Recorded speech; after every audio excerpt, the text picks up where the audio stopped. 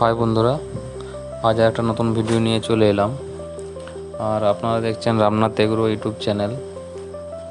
আজ একটু আমাদের মাঠ সাইডে এলাম আর কি, ধানের বীজতলাগুলো দেখতে। এই যে আপনাদেরকেও দেখাচ্ছি।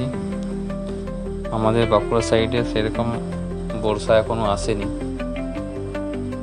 বৃষ্টির প্রায় 70% উপর ঘাটতি রয়েছে। এই যে বীজতলাগুলো দেখছেন, এই বীজতলাগুলো একজন কৃষক অনেক আশা ভরসা নিয়ে রেডি করে।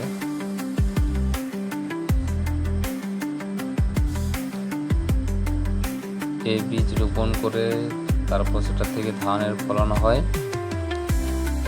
সেই ধান কৃষক কিষাণ মান্ডিতে বা খোলা বাজারে বিক্রি করে এবং বছরের শেষে কিছু আয় করে, কিছু টাকা।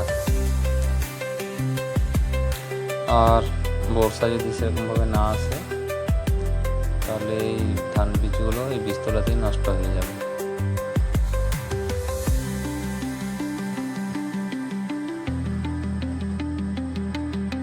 আর এই যে বীজ ধানগুলো অনেকেই তার চাষের ধান এগুলো ছড়ায়, অনেকেই বাজার থেকে ধান বীজ কিনে নিয়ে আসে আর কি। অনেক চাষি ধান বীজগুলো কিনে নিয়ে আসে। এগুলো বাজারে দাম কত না 100 টাকা, 120 টাকা, 130 টাকা, 140 টাকা, যেরকমভাবে যেমন ধান সেরকম ধানের দাম। আর এই ধানগুলো ফলন করে যখন একজন কৃষক বাজারে বিক্রি করতে যায়, তার দাম কত হয়? মান্ডিতে হয় আপনার 24 টাকা, তা আবার 5 কেজি বাদ। আর খোলা বাজারে 1800 টাকা কুইন্টাল।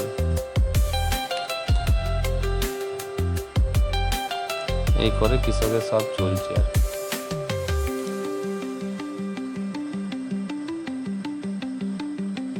তাও কৃষক ওই ধান বীজগুলো মার্কেট থেকে কিনে, কারণ যদি কিছু ফলন ভালো হয়, যদি সেই আশাতেই কিনে প্রত্যেক বছর বীজ ধান আলাদা আলাদা।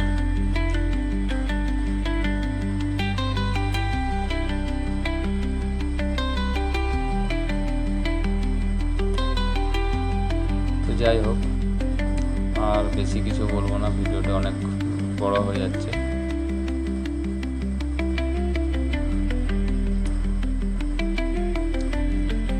আর অনেকে যদি কিছু মতামত থাকে কমেন্টে জানাবেন যে আমি কিছু ভুল বললাম। কারণ কৃষকের ধানের দাম কম, আর বাজার থেকে বীজ ওই ধানটাই বাজার থেকে ফ্রেশ করে নিয়ে আসবে, ওইটাই 100 টাকা কেজি রাখলে দাম হয়ে যাবে।